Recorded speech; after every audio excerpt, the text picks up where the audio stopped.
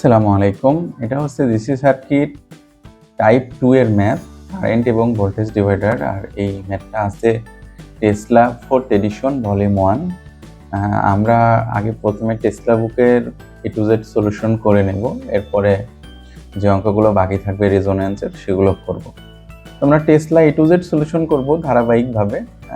তো আমরা এটা হচ্ছে টাইপ 2 এর ম্যাথ, বলছে I1 এবং I2। অর্থাৎ এইখানে এই সার্কিটে 30 অ্যাম্পিয়ার কারেন্ট সোর্স থেকে কারেন্ট ফ্লো করতেছে এই সার্কিটে। এই I1 এবং I2 এই দুইটা কারেন্ট আমাদেরকে বের করতে হবে, এই I1 এবং এই I2। তাহলে আমরা কি করব? যদি আমরা প্র্যাকটিক্যাল করতাম তাহলে অ্যামিটার কানেকশন করতাম। যেহেতু আমরা প্র্যাকটিক্যাল করতেছি না, এটা হচ্ছে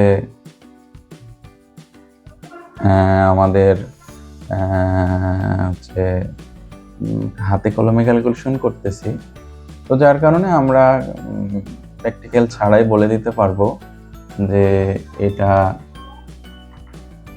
আমাদের কত রেজাল্ট আসবে।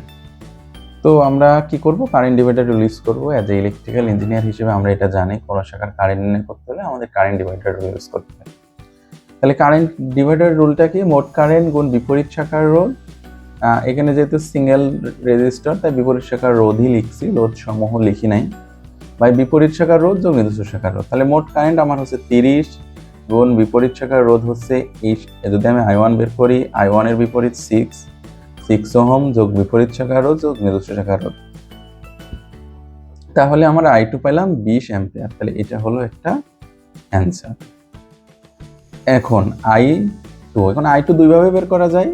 আমি কারেন্ট ডিভাইডার রুলও ইউজ করতে পারি, অথবা আমরা দেখতেছি মোট কারেন্ট 30 অ্যাম্পিয়ার, তার মধ্যে এই পথে গিয়েছে 20 অ্যাম্পিয়ার, তাহলে এই পথে মাস্ট 10 অ্যাম্পিয়ার কারেন্ট যাবে।